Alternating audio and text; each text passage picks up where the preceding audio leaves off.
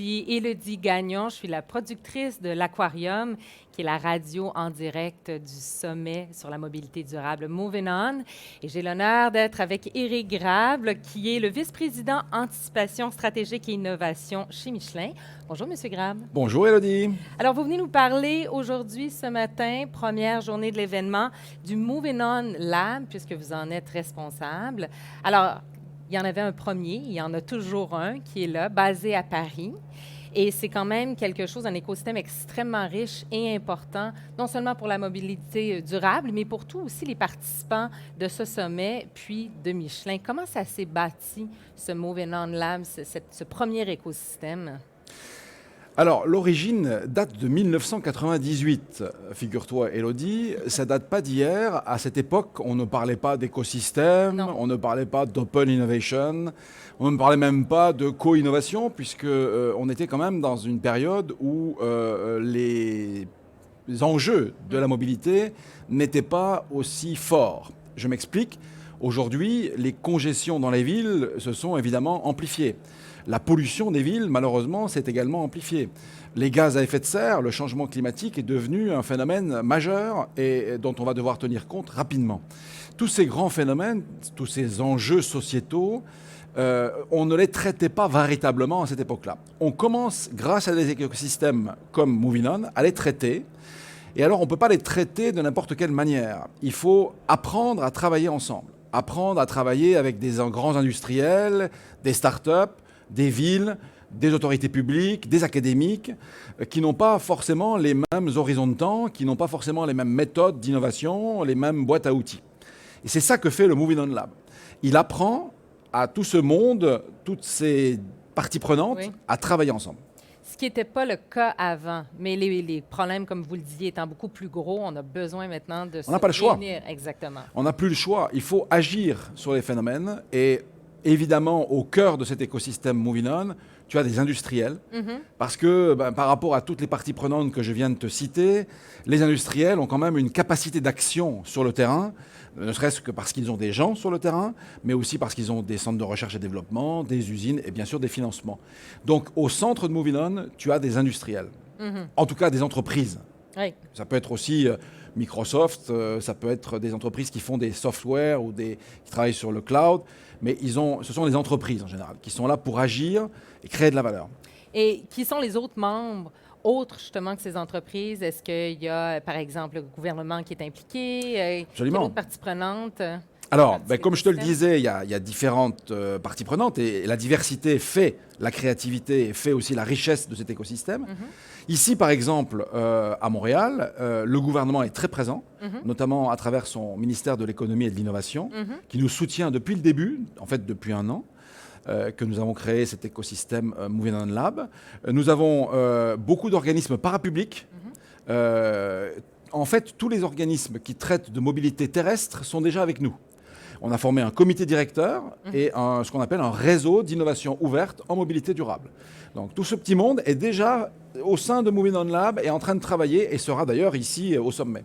Vous parlez justement, vous avez mentionné Montréal parce que pour ceux qui étaient à Moving On l'année dernière, au sommet, et même ceux évidemment qui ne l'étaient pas, il y a eu une annonce qui a été faite à raison que Moving On Lab partait ou lançait une base qui était à Montréal. Donc, ça fait 1 an que cette base-là existe. Exact. Qu'est-ce qui a été fait en 1 an dans cette nouvelle base-là?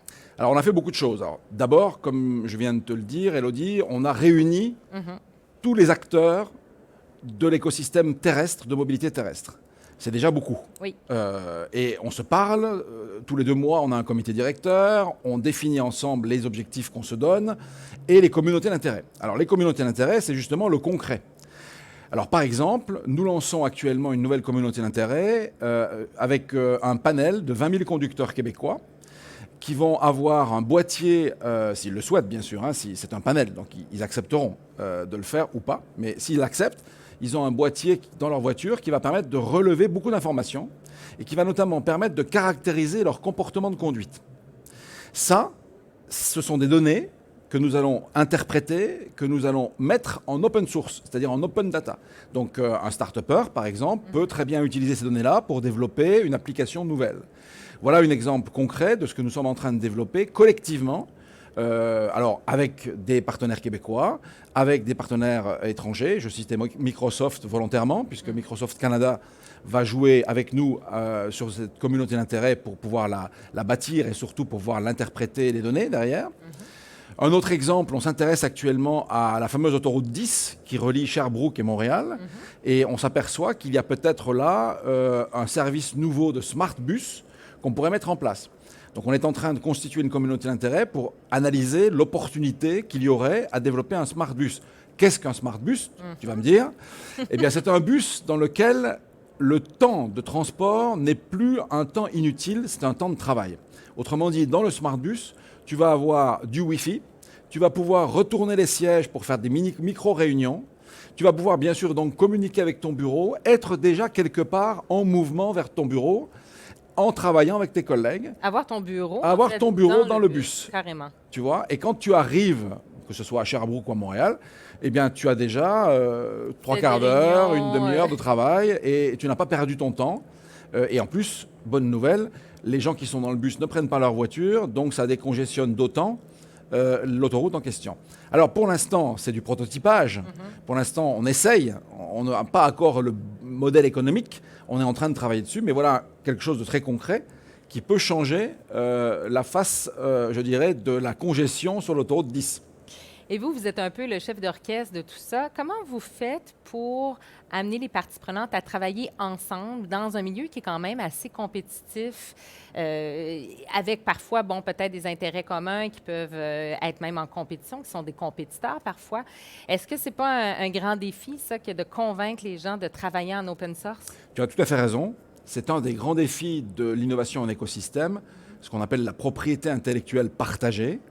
Alors, tout n'est pas partageable. On ne va pas changer l'économie capitaliste ou le monde et le marché tel qu'il est. On va simplement utiliser ses bons côtés. Donc, il y a des choses qui sont partageables, y compris entre des concurrents. Tu serais surprise si tu venais nous voir, et je t'y invite d'ailleurs, de voir à quel point des entreprises qui sont effectivement concurrentes peuvent partager un certain nombre de choses. Je prends un exemple. Quand tu essayes d'anticiper la demande future, c'est-à-dire en fait les besoins des citoyens, bon, ce n'est pas vraiment concurrentiel comme information. Tu as même plutôt intérêt à travailler avec d'autres pour être certain que le scénario d'évolution est bien le bon et que finalement on est tous d'accord et on converge vers un même scénario d'évolution. Ça t'aidera dans ton entreprise et ça aidera bien sûr tes concurrents, mais ce n'est pas compétitif. En revanche, dès qu'on en vient aux roadmaps technologiques, comme on les appelle, c'est-à-dire en fait une forme d'anticipation des sorties des différentes technologies, ça bien sûr c'est compétitif et c'est dans le champ du concurrentiel, donc on ne va pas le partager. Donc on peut faire des choses ensemble et puis ensuite rien ne t'empêche, et c'est là la beauté de Moving On Lab et sa souplesse, rien ne t'empêche toi de créer ta communauté d'intérêt sur le même sujet que ton concurrent avec des participants différents. Et d'ailleurs ça existe. Au sein de Moving On Lab, nous avons des communautés d'intérêt qui sont en fait concurrentes, qui ne se communiquent pas, qui ont chacune évidemment recruté des gens différents et ça se passe très bien. Elles aboutissent d'ailleurs assez souvent à des conclusions assez similaires, ce qui n'est pas très étonnant, mais c'est le jeu de la concurrence. On ne va pas à l'encontre du jeu de la concurrence. Et en même temps, on a l'œil sur la compétition, ce qui n'est pas mauvais non. On l'a au sens où effectivement on travaille et on se parle et on essaie d'être intelligent. Quand tu veux par exemple développer une filière nouvelle, je prends le cas de la filière hydrogène, qui n'existe pas vraiment aujourd'hui. En Europe, on est en train de la développer parce que l'hydrogène est une énergie propre qui peut permettre de faire beaucoup de choses. Je ne vais pas me lancer dans un débat technique sur l'hydrogène, mais juste pour te donner un exemple. Quand tu veux lancer la filière hydrogène, tu as intérêt à mobiliser tous les acteurs compétents sur la filière hydrogène. Oui. Tu es au démarrage, donc tu as intérêt à ce que ça démarre. Oui. Sinon, tu ne feras jamais rien et tu attendras 10 ans de plus. Et est-ce que tout le monde soit autour de la table? Et absolument. Et un Toyota, par exemple, l'a bien compris. Et Toyota partage des brevets dans le domaine de l'hydrogène pour accélérer l'innovation dans ce domaine. Oui, effectivement. Plus il y a de joueurs, plus ça accélère, comme vous dites. Vous avez donné l'exemple du bus qui est vraiment intéressant, qui relierait Sherbrooke et Montréal. Qui relierait, c'est encore au conditionnel. Qui relierait, oui. J'ai bien dit au conditionnel. Est-ce que vous pouvez nous parler, je sais que ça ne fait pas très longtemps que le Moving On Lab, basé à Montréal, est lancé. Ça fait qu'1 an quand même. Exact. Et vous avez l'air d'avoir beaucoup de chantiers qui sont déjà ouverts. Est-ce que vous pouvez nous parler d'autres innovations qui s'en viennent ou sur lesquelles vous travaillez ou vous aimeriez travailler? Ben, en fait, je vous invite tous à venir ici pour voir ces innovations. Pendant 2 jours et demi, les partenaires du Moving On Lab canadien, québécois, vont présenter justement leurs innovations. Donc tu vas avoir des innovations, par exemple, de innover sur les bornes de recharge électrique. Tu vas avoir IVEO qui va travailler sur la nordicité. Quels sont les benchmarks qu'on peut faire entre pays nordiques, européens et le Canada. Il y a des hivers dans ces pays-là aussi. Oui, effectivement. Tu vas avoir Prompt qui va amener son écosystème, sa grappe industrielle, et qui va parler de véhicules autonomes, par exemple. Donc, il y a beaucoup de sujets, dont certains d'ailleurs ne sont pas du tout initiés par Michelin ou initiés par moi. Ils sont initiés par nos partenaires québécois qui souhaitent élargir leur communauté d'intérêt à d'autres acteurs, à d'autres parties prenantes, qui ne sont pas que québécoises ou canadiennes, qui peuvent être nord-américaines, asiatiques ou européennes. Mais c'est un peu le but du sommet aussi, oui. c'est de mettre tous ces gens-là en commun. Voilà. Alors le sommet, c'est vrai, tu as raison, on met tout le monde en commun, mais évidemment, on ne peut pas travailler en profondeur pendant 2 jours et demi. Donc le sommet, c'est la partie visible de l'iceberg. Oui. Ce qu'il faut comprendre, c'est qu'à Moving On, au sommet Moving On, tu vois des communautés d'intérêt, tu vois des acteurs qui travaillent ensemble, qui te présentent ce qu'ils ont fait. Mais en fait, ils ont travaillé depuis 1 an et ils continueront à travailler 1 an après. Oui, et peut-être même plus. Et peut-être même plus. Est-ce que les 2 Moving On Lab, donc celui basé à Paris et celui basé à Montréal, ont un dialogue? Est-ce qu'ils s'échangent, travaillent parfois ensemble sur des mêmes chantiers? Alors, pas suffisamment. C'est un très bon point. Au bout d'1 an, on n'a pas pu tout faire, évidemment. On a déjà un très bel outil ici, à Montréal, avec des gens très motivés qui se font confiance, ce qui est essentiel, et qui travaillent ensemble. C'est mon objectif, c'est un de mes objectifs pour l'année 2, qui débute avec ce sommet. C'est effectivement de multiplier les échanges de compétences, de savoir-faire entre le Canada et l'Europe, et puis bien sûr aussi, plus largement, l'Amérique du Nord et l'Europe. Et d'ailleurs, on s'inscrit de ce point de vue-là dans la logique que souhaite votre Premier ministre, M. Legault, qui nous rappelait il y a quelque temps, à Paris d'ailleurs, j'étais présent, qui nous rappelait que les échanges commerciaux entre le Québec et la France étaient bien faibles, moins de 5 milliards d'euros. Et que nous devions collectivement d'améliorer cette situation et d'augmenter les échanges commerciaux entre le Québec et la France. Je pense que le Moving On Lab peut prendre sa part et peut y contribuer dans le domaine de la mobilité, qui est un grand domaine, comme tu sais. Quelles sont les prochaines étapes pour le Moving On Lab de Montréal? Donc celle-là en est une, échanger avec le Moving On Lab européen. Ensuite, il faut évidemment que nous ayons des success stories, on va dire des quick wins, sur un certain nombre de sujets, de façon à ce qu'on entraîne d'autres acteurs. Nous n'allons pas nous limiter au transport terrestre. Nous allons travailler aussi avec l'écosystème d'aviation. Nous étions hier d'ailleurs en délégation au port de Montréal, donc on voit bien qu'on commence déjà à travailler avec le maritime également. En fait, la question de la mobilité, elle est multimodale. Donc ça, c'est une étape très importante qui est d'élargir l'écosystème à l'ensemble des moyens de transport et des moyens de mobilité qui existent dans le monde. Donc ça, c'est la deuxième. Et au niveau des innovations ou des chantiers, quels sont les prochains que vous voudriez voir arriver ou mettre en place?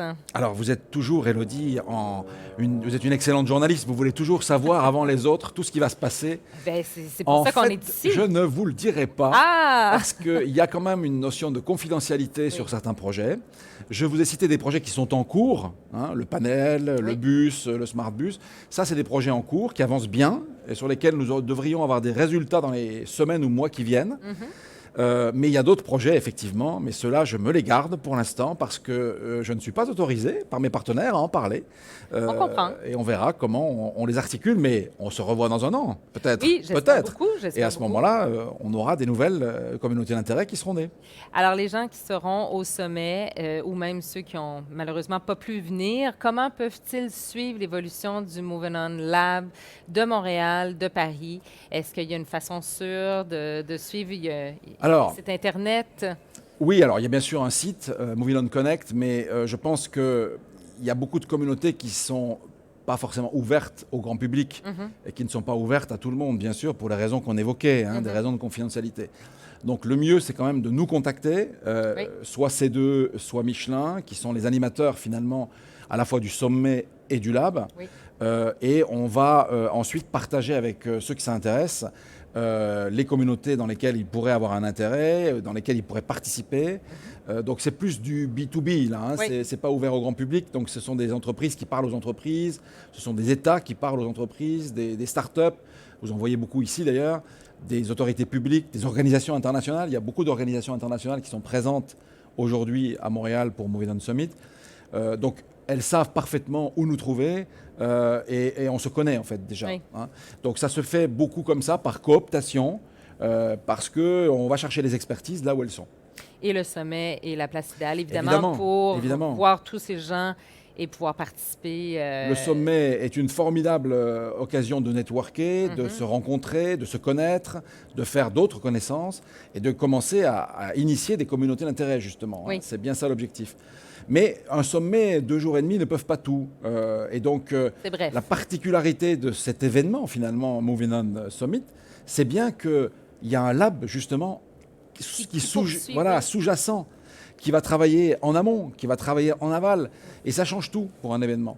Parce que le contenu, évidemment, de l'événement est beaucoup plus pertinent, puisque les gens y ont réfléchi, Oui. se sont déjà confrontés à d'autres opinions, ont travaillé sur des solutions.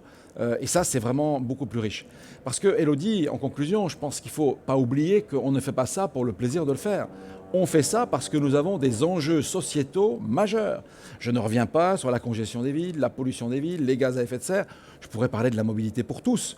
Mobilité pour les personnes âgées, mobilité tout pour à les fait. personnes handicapées. L'inclusion. L'inclusion, Oui. ce sont des enjeux majeurs. Donc, tout ça, tout ce Moving On écosystème, cet écosystème Moving On, il est fait pour essayer, ensemble, d'apporter des solutions et pas seulement de faire du think tank, mais donc faire ce que j'appelle, moi, le think and do tank. C'est-à-dire penser, avoir une vision partagée et ensuite co-innover. Eh bien, le sommet, disons que c'est une belle vitrine pour voir, je dirais pas l'aboutissement, mais enfin, l'état des travaux de Moving On Lab, aussi bien à Paris qu'à Montréal. Absolument. Et je vous réinvite l'année prochaine, dans un an, vous pourrez me dire où vous en êtes rendu et quel autre peut-être Moving On Lab sera initié ailleurs dans le monde, on l'espère. Et absolument. Le Moving On Lab va rester à Montréal, c'est Oui. sûr. Et donc, on aura l'occasion, j'en suis convaincu, de se revoir. Et j'invite, comme toi, Élodie, tous ceux qui souhaitent nous rejoindre durant ces 2 jours et demi à Montréal, à le faire. C'est très riche. Oui. Et tous ceux qui s'intéressent à la mobilité du futur seront les bienvenus. C'est ici que ça se passe. Merci beaucoup, M. À Grab. bientôt, Élodie. Bon sommet.